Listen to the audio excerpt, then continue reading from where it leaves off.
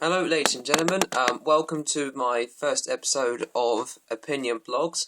This series plans for me to talk to you about my opinions about the industry, about stuff I'm interested in, stuff I criticise, stuff I love, stuff I hate, and stuff I anticipate and give my reasons why. Now, I want to start with the one which has been going on my mind for a long time, and parents probably know that about this. The BBFC have done really, really bad decisions on rating films, in my opinion, and a load of people on 3 films I'm going to talk about. So, what's my problem with BBFC? It's the difference between a 12A film and a 15 rated film. You see, I'm 16 already, and I'm fine with any film. I've seen a couple of 18s. I'm not affected by it. But there are, like, these 3 films which I think, why is this a 12A? And yet, apparently, parents and MPs around the world agree with me. So the first film I want to bring out is Casino Royale, which I saw last week. Now it starts off pretty violently. Someone's literally, his head's getting drowned in a sink of water. And when I was doing some research yesterday, apparently this film was like the most complained to the BBFC, with 400 complaints. Now I can agree with them in a way. Someone gets someone explodes, but you don't see it happen. But it's implied to be like a joke because Bond smiles. What sort of examples is that going to put on a child's head? I think the most infamous film that I can see, because you all be like Batman, like Budapest here, Batman. In The Dark Knight, you know that scene where you first see Joker, and he says, "Do you want to pull a magic trick?" And then the guy comes in and he slams his head, and I thought, wait, did Joker grab the pencil away from the desk before he hit the floor? And I did it in slow-mo, frame by frame, and actually the pencil went right into his brain. I didn't see any blood, but I thought, what the hell's going on? And after looking at some research, parents immediately complained, said, why is this a 12A? This is literally very, very violent. Well, the whole film is Batman beats Joker to death, saying, where the hell are they? And giving them threats. Harvey's face is like completely burnt. I was haunted by that. I was like only I was literally 12 years old, but I was very haunted by that. It scared the life out of me. So I got some research here. So Ian Duncan Smith wrote on the Times to express his disapproval of the Dark Knight's 12A rating. He said, "I was astonished that the board could have seen fit to allow anyone under the age of 15 to watch the film.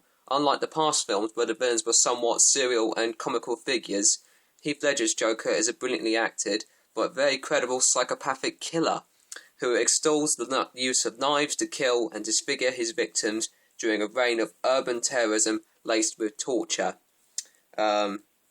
Keith Forrest, another MP, said the BBFC should realise that there are scenes of gratuitous violence in The Dark Knight to which I would certainly not take my 11-year-old daughter. It should be on a 15 classification. See my point? Because there are so many films now that I think, Avatar, look how violent that was. Now, I don't know if you're a fan of Die Hard, because I know it was 25 years, but I did notice, because I've seen clips of the first 3 films, and of course it's an 18 and all that, but the point I'm getting at here is that the 4th film in the series, Live Free or Die Hard, was rated PG-13, and fans were like, immediately out loud, just shouting, why are you giving this a PG-13? He should be mature, he should be doing the yippee-ki-yay, that sort of catchphrase. And apparently I looked up some research about the film. Apparently it was edited out to be a PG-13. Well, 12 here, but PG-13 in America. I thought, why would you even do that? And someone said, oh yeah, we made it PG-13 so that we can get more money. That is just simply ridiculous. And yeah, kind of like A Good Day to Die Hard. I've heard it's not a better film than any of the others. I heard it's like really the worst or something. So it's like it was just forced for the sake of it. So BBFC, can you please get your head straight? Because your logo is like reviews it's like age ratings you can trust. Well, let me understand why you're giving it a 12. Because what is James Bond teaching you? That blowing up stuff is funny? Because he does literally a smirk. Like it's always happy that he's blown up then. And yet in Dark Knight Rises, spoilers here. If you've not seen The Dark Knight Rises, there's a big spoiler here. Because Batman's not seen Bane, and when he meets up Bane, he literally gets punched in the face everywhere. It's so brutal. I saw it in IMAX, and I felt it. It felt really, really brutal. And at the end, if I looked closely because I got it on iPad, he literally, his skull's literally being bursted in. It's like, and he's got blood all over his face when you see him. It's like, BBFC, will they ever learn? So, the point is here, if you don't care what age rating they give, fine. But the thing is that I'm concerned for the kids who are going to grow up thinking, oh yeah, it'd be fun to me to do Joker stuff anyway, and then be like James Bond, think, oh, blowing up stuff is funny. Look, can you please do your age ratings properly? You are flawed in your, whatever your criteria you're following, it's either from the 1980s or you haven't updated it. I know they're trying to look into they're trying to look at other specific content to change their age rating, but it's not enough. You need to review things properly. I would have given Batman Begins probably a 12, probably. It wasn't that scary. Dark Knight definitely a 15. Dark Knight Rises 15. There's so many films that should be 15. Oh yeah, one last thing. Harry Potter. They've treated it fairly for the last couple of years until Deathly Hallows Part 2. Well, okay, they did rate it 12, fine.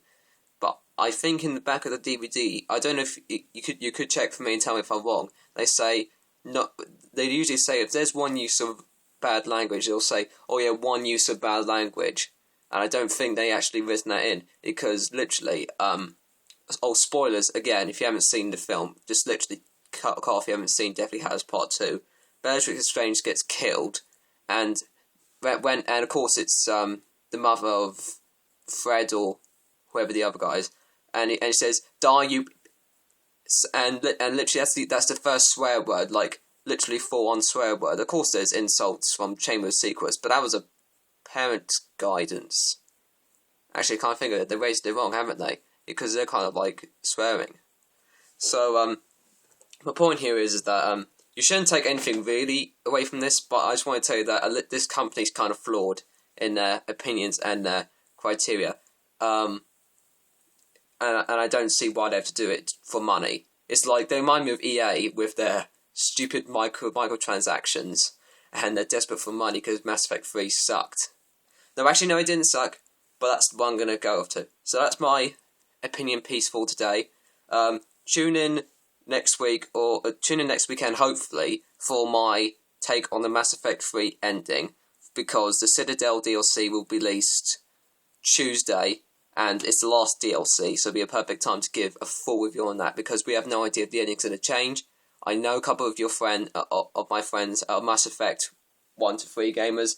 I played the last 2 games, and the ending completely sucked, and they still haven't fixed the ending. Even though people like the extended cut, I don't think they're thinking. I don't think they're not dumb. I'm not saying that. It's like they have not looked deep enough to say they still haven't explained everything properly. It's like the Catalyst is saying, "Oh yeah, we can solve this with death with more death." So yeah, so tune in next week for Mass Effect 3 extended cut discussion, and then I'll tell you how I think about BioNEA. And you can say, like, why are you not going to support EA? FIFA's awesome. Well, they are going to rip you off when FIFA comes out this year. They're going to put microtransactions on your belt on Ultimate Team. I bet you they will. So, please take this from my heart. Don't trust EA. Don't trust them. Don't take their money, because they're going to make more rubbish. Anyway, please, just don't. Don't do it, please. Anyways, that's it for this episode. See you next time. Bye.